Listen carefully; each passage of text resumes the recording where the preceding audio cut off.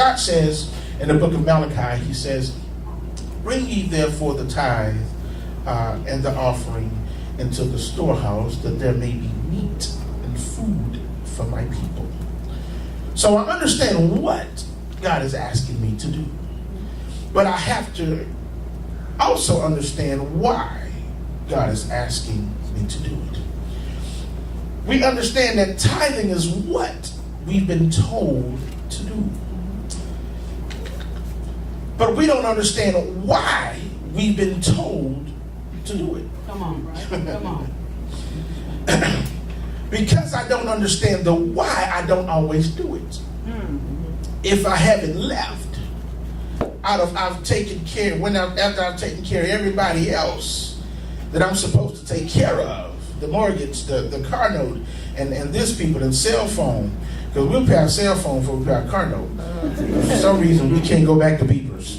And pay phones are 50 cents now instead of 25 cents.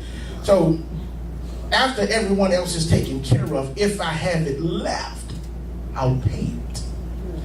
The problem is that the instruction on the tithe was not to pay it last, but it was to pay it first.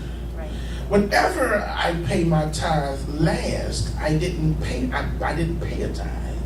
I simply gave 10% of my check as an offering. Because the tithe is not only natural, but it's also symbolic. Yeah. Okay. So when I pay my tithe or give my tithe, I don't just give it physically or in the natural, Pastor West, my 10%, but I also have to do this symbolically. Because if I read the Old Testament, there are several thousand things that God did symbolically. Okay. Yeah. When we start talking about tithing, we can't talk about tithing without talking about giving. Yeah. And the first area in our mind that we think about tithing or giving rather is financial. And the problem is tithing is not all financial. Come on, Pastor. Financial is a part of tithing, but it's not all financial. Yeah. Because I can also tithe my time. Yeah, I can also tithe my talent. Yes, Lord. Because I may not have a job. Yes. I may not have any type of income at all. But then how then do I pay my tithe? Yeah. Well, if you don't have the finances or the increase to tithe off of, obviously you cannot tithe 10% when you don't have any percent. Right. So you have to tithe off your talent and you have to tithe off your time. Yes. So tithing is not all inclusive with money. But when we hear tithing, that's all we hear. Money. Oh Lord, he's talking about tithing. He must want some money. He must going to ask for a special offering. He must. That's all department stores do. They provide commercials for you and ask you for a special offering. Or the thing is this, they tell you how much your special offering is supposed to be. Because the truth of the matter is you already have clothes in your closet. You already have shoes and purses and hats and belts and wallets and watches. You already have, you have stuff in your home, at your house. You're not, listen, if you can go a month without shopping or buying anything and still be okay besides food. Oh, okay, all right. And detergent. Okay, so you already have. So what they do is this: they show you or they give you a commercial or they put something on sale and then say, I need a special offering of $12.99 plus tax for this blouse that's regularly $36.99 plus tax. But okay. So okay. Never mind that. So, nevertheless, when we look at it from a psychological, we have to look at it from a psychological so that we can apprehend it. When we apprehend it, we don't have to worry about the subject of tithe and or giving being taboo. The average church member close their ear when they hear the preacher is preaching on giving. Last Sunday, this joint was packed. Let me just tell you. It was so packed, it was hot in here. But last Sunday, I declared that I'm getting ready, that was my last Sunday preaching on salvation. And next Sunday, I'll be teaching on giving. I'll be teaching on the tithe. Okay. It is the excuse. Man, my car right now. Listen, brother, your radiator been busted. Your manifold has had JB Weld on it for years. But it's this Sunday that you decide. Okay, all right. Man, you know, I woke up late. You know, okay, all right. Pastor Thomas started sending me text messages at around 8 something this morning. And I'm not saying those people, but I'm just giving an example.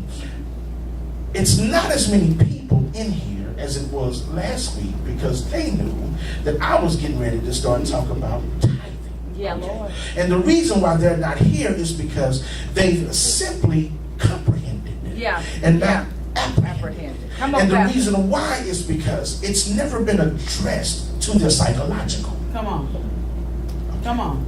It's never been addressed to the psychological. So that's what I'm going to do for the next 10 minutes. I'm going to address it to your psychological.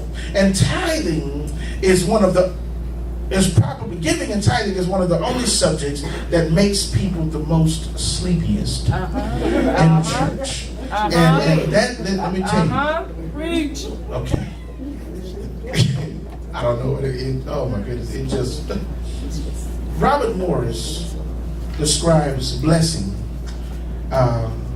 He says, being blessed means having a supernatural power working for you. He says, by contrast, being cursed means having a supernatural power working against you. Yeah, Lord. Yeah, Lord. The church is the only place where we have to pray to give. Amen. When we are out and about and we see something we like, a blouse, a shirt, shoes, purse, hat, belt, as one people say, annihilated gators and the belt to match. We just get it. We see it, we want it, we get it. But when it comes down to giving inside of the confines of the church house, we have to pray and ask the Lord, well, what do I give? And we try to, and things of that nature. We don't pray about what to pay Reliant. We don't pray about how much to give the cardio people. We're either going to give them all of it or we're going to skip a month. But we know how much it is. And what we don't do is we don't say, okay, God, this is my mortgage. How much of my mortgage am I to pay this month? Come on, Pastor. The lien holder, the lender will tell you how much to pay. The lien holder on your car will tell you in advance how much the note is. And so there's no prayer that goes into it. And we do it to the point to where it comes out of our budget. This is just how much it is. So I know if this is something that I want to do, I can't do what I want to do because my budget is already sealed. When it comes down to tithing, offering, sacrificial offerings in the church, we get a little stubborn. Tithe is in direct association with faith. Yes, it As is. a matter of fact, All right. you have to put and apply faith every time you give and or pay your tithe. If you do not apply faith when you are giving your tithe, you are not giving tithe, you're paying tithe. That's right. Yes. Because yes. what you have to Say understand that. is this, that your 10% is out of the 100% that God gave you. And when you give God 10%, it's returning to him what's already his. But when you pay God 10%, it's as if the 10 was yours. But unless my mind is transformed, Come on here. I'll never give my tithe. I'll keep paying it. Yeah. Here's my problem. I pay my tithe, and I want what God said to happen to happen. God said, I'll open up a window of heaven and pour you out a blessing that you won't have room enough to receive.